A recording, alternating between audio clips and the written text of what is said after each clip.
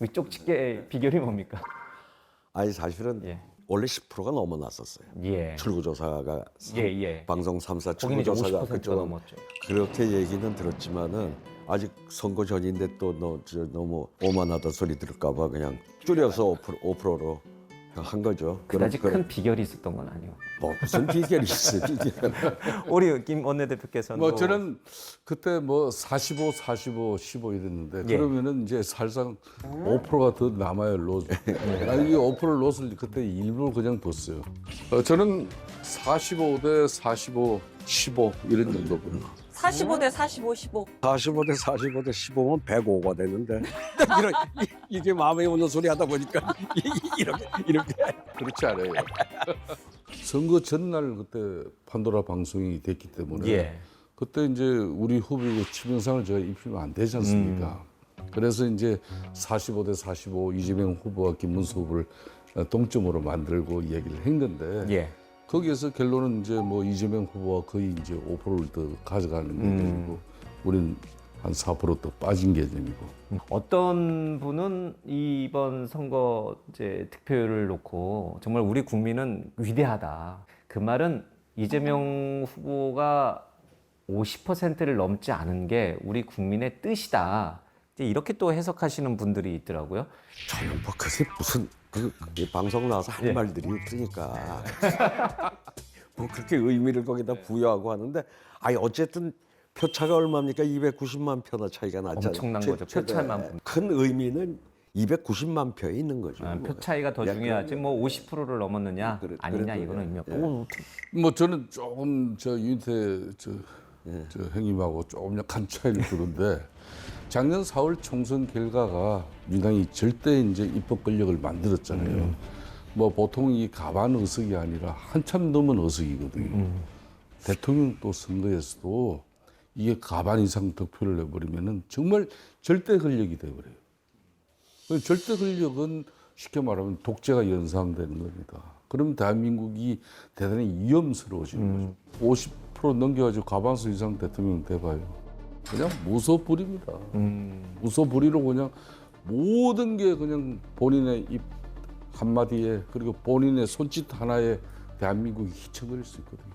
그걸 막은 게 또 우리 국민들이죠. 이재명 대통령이 그런 얘기를 했습니다. 그러니까 의회 다수당을 만들어준 것도 국민이고 본인을 대통령으로 뽑은 것도 국민인데 둘 다 국민의 뜻인데 왜 자꾸 독재냐? 사실상 대통령이 가반은 안 됐지만 상당한 표 차이로 됐기 때문에 상당히 그런 부분을 우려하는 건데 그런 측면에서 절제된 권력을 사용해 주는 것은 상당히 힘들 겁니다 앞으로. 기대와 함께 우려가 국회 있다. 입법 권력이 아직도 3년이 남아 있기 때문에 여기서 그냥 치받쳐 올려놓은 그것도 대통령으로서 계속 제어할 수도 없는 거예요. 아니 작년 총선도 뭐 이번 대선도 윤석열 전 대통령이 저렇게 도와주는데 방법이 없었잖아요. 절대 권력을 갖고 싶지 않아도 어쩔 수 안 없는. 와도 그게 국민의 뜻이죠. 지금 이번에 대통령 당선 이후에 네. 그 뭐 일부 여론조사 이런 걸 보니까 대통령이 잘할 거다. 이런 국민들의 기대 응답이 한 70% 뭐 정도예요. 그렇게 나왔대요. 그러니까 대선 때 득표한 것보다 훨씬 높아요. 3년 전에 대선을 생각하면 예. 그 윤석열 그때 저기 당선자와 이재명 후보가 둘 다 그때 최악의 비호감 대선이라고 그랬잖아요. 맞습니다. 그리고 이재명 대표도 그 당시에 그 약점이 불신이 높았어요. 그래서 저도 뭐 방송에서 무신분립이라고 신뢰를 획득하지 않고는 뭘 해도 안 된다 이랬는데 어쨌든 이번 대선 이후에 지금 조사에서 그렇게 나온 거 보면 좀 많이 걷어낸 것 같아요. 국민의 그럼 그런 불신이 불신이나 이런 거를 다행이라고 생각을 해요. 어떤 점이 제일 잘한 것 같습니다. 이제 2주 됐는데 뭐 그렇게 보여줄 거는 많지는 않았는데 굉장히 그 2주간의 행보가 인상적이었던 모양이에요. 그 우선 뭐 인사에서 인사. 이를테면 비서실장, 정무수석 이런 경우는 소위 말하는 그 개딸들 예. 찐 개딸이 될 줄 알았는데 둘 다 잘 아시다시피 전혀 그쪽하고는 이 거리가 있었던 강훈 씨, 친구들. 우상호 두 분 다. 모두. 그렇습니다. 이제 뭐 2주 됩니다만은 상당히 우려를 많이 했죠. 좀 전에 이제 윤태 총장님 말씀처럼 강성지층의 뒷받침을 받고 국정 드라이브를 뭐 상당히 세게 걸 걸로 이렇게 예상을 했습니다만은 특히 뭐 외교 안보적인 측면도 그렇고 인사도 그렇고 상당히 안정적으로 지금 시작하고 있다. 뭐 이 부분에 대해서는 뭐 인정을 해야 될 것 같아요. 요번에 그저 우상호 정무수석에 대해서 이제 저도 전 대선 끝난 다음 날 어디 해외 좀 나갔다가 들어왔는데 어디 가셨어요? 티벳에 갔다 왔어요. 중국 티벳에. 티벳에 열차를 갔다 27시간 타고 와가지고 그냥 상당히 골뱅이 들어가지고 오셨죠. 지금 상태가 좀 괜찮아요?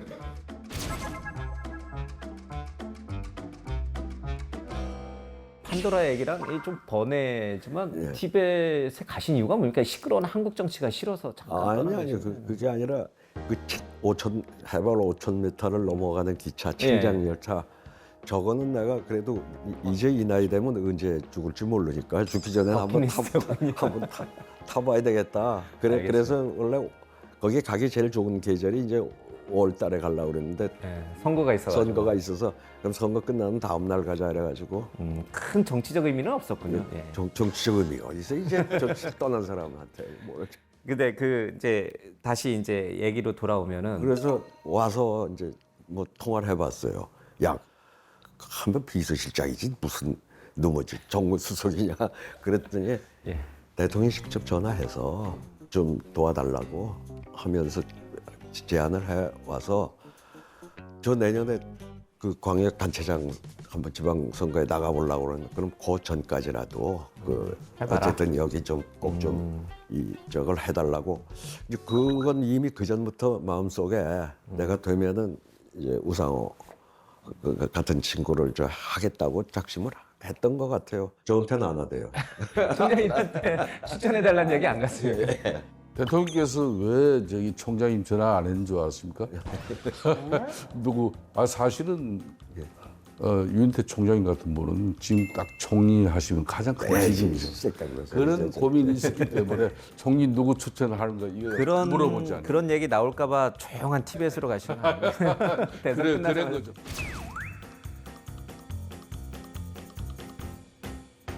오강수 민정수석 낙마를 놓고 이제 야당은 대통령 사과까지 이제 요구하고 있거든요. 근데 이게 이재명 대통령은 인사검증 실패와 안일한 대응에 대해 깊이 직접 사과하고 다시는 이런 일이 발생하지 않도록 국민들께 약속하기를 바랍니다. 오강수 민정수석이 어젯밤 이재명 대통령께 사의를 표했습니다. 이재명 대통령은 공직기강 확립과 임사 검증을 담당하는 민정수석의 중요성을 두루 감안해 오 수석의 사의를 받아들였습니다. 바로 사의를 수용했는데 뭐 그러고 뭐 저런 게 있는 줄 알았으면 지명을 했겠어요. 크게 뭐, 뭐 저건 오히려 잘했다고 그래야지 바로 사의 수용한 거를 뭐 사과를 요구하기는 어떻게 그렇지만은 이제 이재명 대통령 같은 경우는 민주당 자체가 오래전부터 대선 캠프였고 또 이미 국민들이 많은 여론 지지를 통해 가지고 당신 대통령 당선될 가능성이 커 준비 사전에 잘해라. 어떻게 보면 국민들은 끊임없이 시그널을 줬잖아요. 그게 한편으로는 윤석열 정부와 국민의힘에게 이렇게 견제를 할 수 있는 그런 뭐 좋은 국민적 시그널이었는데 우리가 그걸 제대로 국민 뜻을 받들지 못한 그런 잘못이 우선 크죠. 그렇지만은 인사검증 그만큼 오랜 시간 충분하게 준비할 수 있는 좋은 자원들을 이재명 대통령은 많이 사전에 준비를 했을 거예요. 그런 측면에서 이제 오광수 민정수석 같은 경우는 검찰개혁은 검찰 출신으로 한다. 거기까지는 좋았어요. 근데 뭐 이번에 문제된 그런 내용들을 사전에 짚어보지 못했다는 것은 좀 문제가 컸죠. 좀 아쉬운 대목이 있고. 그렇기 때문에 이제 그런 걸 이제 반면교사 샀고 뭐 타산지석으로 해가지고 새로운 민정수석은 좀 시간이 걸리더라도 제대로 된 사람을 해야죠. 근데 모든 게 다 전임 대통령이 도와주고 있는 거예요. 맨날 술에 취해 살던 사람보다 이 사람은 새벽부터 일나서 그 뭐 출근도 뭐 한 번 가짜 차 보내고 그 다음에 하고 이랬다는 전임 대통령에 비해서 여기는 그냥 열심히 다니고 뭐 그 더군다나 또 뭐 증권거래소 가서는 원래 이재명 대통령이 원래 주식도 꽤 해가지고 했었어요. 한때 또 예. 욕도 먹었잖아요. 예, 떨어졌는데 뭐 주식 쌌다고 그래가지고 그쪽 전문가고 하니까 전임 대통령은 술 취해가지고 그때까지 이제 일어나지도 못하고 있던 시간에 저러고 다니니까 얼마나 지금은 평판이 좋겠어요. 그냥 전임 대통령이 도와준 거지. 뭐 계속 도와줄 것 같아요. 제가 볼 때. 이 당에서 이제 특검법에 대해서도 뭐 전격적으로 이제 물론 이제 특검을 임명하긴 했습니다만은 그러게 대통령이 조금 자제할 건 좀 자제시키는, 그러니까 속도 조절을 시키는 건 하는 것 같아요. 그거는 뭐 그렇게 인정할 수밖에 없어요. 이분이 정말 참 준비를 많이 했구나 이런 걸 느낀 게 2차 국무회의에서. 그러니까 우리가 예상하기로는 이분이 사법적 리스크가 크기 때문에 흔히 말하는 재판 중지법이라든지 대법관 정원법 이런 걸 우선 처리해가지고 사법 체계를 자기가 좀 상당히 손아귀 잡는 그런 리더십을 가져가지 않겠나 이렇게 생각했는데 되려 당은 그걸 먼저 하려고 한 것 같아. 근데 그건 좀 천천히 하고 특검 체계를 먼저 해라. 내란 특검, 김건희 특검, 해병대 최상병 특검 이 세 개를 갖다 민주당 보고 그걸 먼저 해 올려라. 그 세 개 특검 안 하려고 윤석열 정권은 망가진 거예요. 김건희 여사 지켜내려고 그냥 당도 망가지고 국가도 망가진 그런 개념이었거든요. 제가 참 그 생각하면 목이 맵니다. 그걸 보십시오.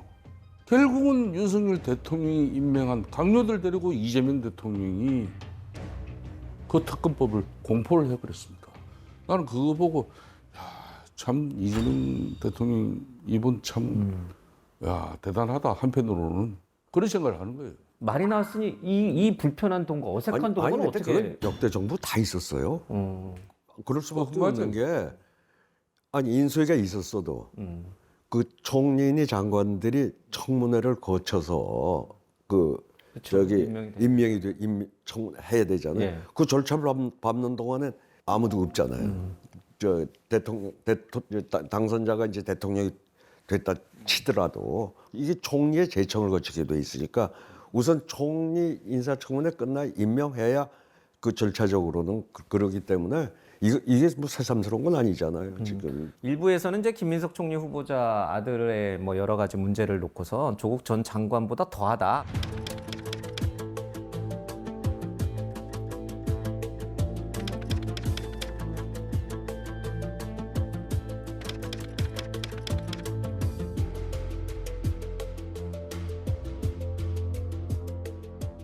이것도 사실은 인사 검증을 하기에는 시간이 부족했기 때문에 발생한 문제입니까? 아니면은 좀 본인이 어떻게 이제 해명하고 돌파하느냐.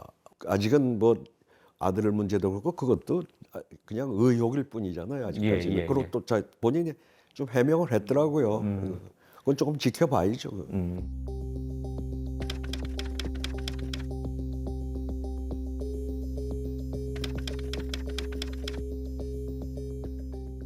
뭐 시험제도 개선을 위한 뭐 자제분의 그런 뭐 이런 사회적 활동 뭐 이런 부분들을 충분히 할 수 있어요. 그런데 문제는 본인이 국회의원이 되고 난 뒤에 그런 내용들을 뒷받침해 주는 입법 행위를 했다는 거죠, 그죠? 그런 측면에서 이제 그게 적절한가 그런 판단인 것인데 국민의힘은 이제 야당이기 때문에 그런 제대로 된 총리를 세워라 이런 이야기하는 것은 너무나 당연한 이야기죠. 얘기다. 알겠습니다. 국민 추천제 얘기가 나오고 있습니다. 그래서 이게 정말 국민이 추천하면 아이유도 그렇고 유재석 씨도 그렇고 뭐 이국정 교수도 그렇고 다 장관을 할 수 있는 건가? 정말 그렇게 임명을 할 생각을 갖고 이 국민 추천제 얘기를 꺼낸 건가? 아니면 그냥 소위 말해서 쇼잉인가? 어떻게 보세요? 사실은 노무현 정부 때도 인사추천위원회라는 걸 문희상 비서실장, 정무수석, 민정수석 여기에다가 거의 전권을 맡겼어요. 그 인사권을 아예 그 인사추천위원회 줘서 운영을 했는데 그때 제가 무지하게 반대를 했어요. 하지 마라. 아주 공정하게 아무 저거 없이 됐다 하더라도 되는 사람은 하나고 안 된 사람은 100명이 넘을 거 아니냐. 그럼 안 된 사람이 그 승복을 하겠냐. 자기보다 잘났다고 승복하겠냐. 그래서 한 거 다 저거 내정된 거 가지고 괜히 내가 들러리 있었다 이렇게 생각한단 말이죠. 대통령 참모 같은 친구한테 제 경험을 얘기하면서 그거 하지 마라 이러고 그거 해봐야 득보다 실이 훨씬 크다. 한 100배는 된다 이제 이랬더니 아이고 자기도 그 뭐 선배님하고 같은 생각이라 말씀을 드렸더니 그게 이재명 대통령 공약 사항이었대.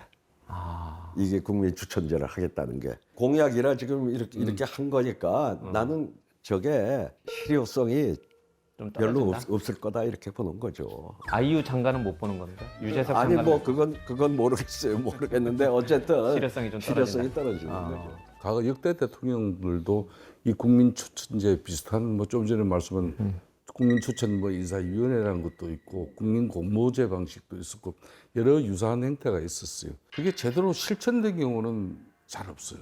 공기업 하나 기관장 인사를 하더라도 사전에 대통령실하고 대통령실에서 낙점받은 인사가 그 공모 그 신문지상을 통해서 나가잖아요. 그건 누군가 반드시 돼 있는 거예요. 그러니까 의중이 있었던 사람. 아, 그럼요. 근데 이번에 이제 국민 추천제 이재명 대통령께서 진정 이 취지를 본인의 의지로 이걸 한다 그러면은 정말 제일 저는 첫 번째로 멀리해야 될 게 자기 친정 민주당의 정치권 추천 인사를 대폭 줄여야 된다. 그리고 진짜 뭐 아이유나 이국종 전 교수 예. 이런 분들을 보건복지부 장관 세운다. 이러면 진짜 달라지죠. 국민 여론을 갖다 챙기는 그런 국민 추천제로서의 인사를 의미를 찾는다면은 저는 상당히 몇몇 인사에 대해서는 이재명 대통령의 의지가 들어가야 된다고 봅니다. 안 그러면 이건 용두삼이 됩니다. 이재명 정부 출범 이제 2주밖에 되진 않았지만 그래도 이런저런 인사 문제부터 얘기를 했습니다. 한 줄 평으로 마무리하겠습니다. 이재명 대통령이 극복해야 될 것은 땡땡땡이다. 예, 이재명 대통령이 극복해야 될 것은 첫째도 둘째도 개딸들이다. 강성 지지층. 그러니까 항상 어느 대통령이든 강성 지층에 거기에 휘둘러져 버리면은 결국 국민 전체를 보지 못하는 그런 우를 범할 수가 있어요. 이재명 대통령의 정치적 실황과 고난 역경을 이겨나가는데 큰 도움이 본인은 되었다 하는 그런 개딸들이라도 이제 국민의 대통령입니다. 그러니까 본인이 취임사에서도 밝히지 않았습니까? 이제부터 진보의 무게란 문제란 없습니다. 이제부터 보수의 문제도 없습니다. 오직 국민의 문제, 대한민국의 문제만 있을 뿐입니다. 이재명 대통령이 제일 먼저 극복해야 될 부분이 바로 개딸들, 강성 지지층이다. 강성 지층이다 이거죠. 저 같은 얘기인데요. 전 뭐 여야 없이 그 진영, 하여튼 진영에 매몰되면 안 돼요. 국민의힘도 마찬가지예요. 지금 뭐 아직도 윤석열 대통령 그 관계를 끊니 뭐 못 끊니 끊느라는 것도 그런 강성 그 지지층에 이렇게 매몰돼서는 그 희망이 없는 거고 마찬가지고 이제 이재명 대통령도 진영으로부터 벗어나야 된다. 예, 그 말씀을 드리고 싶어요.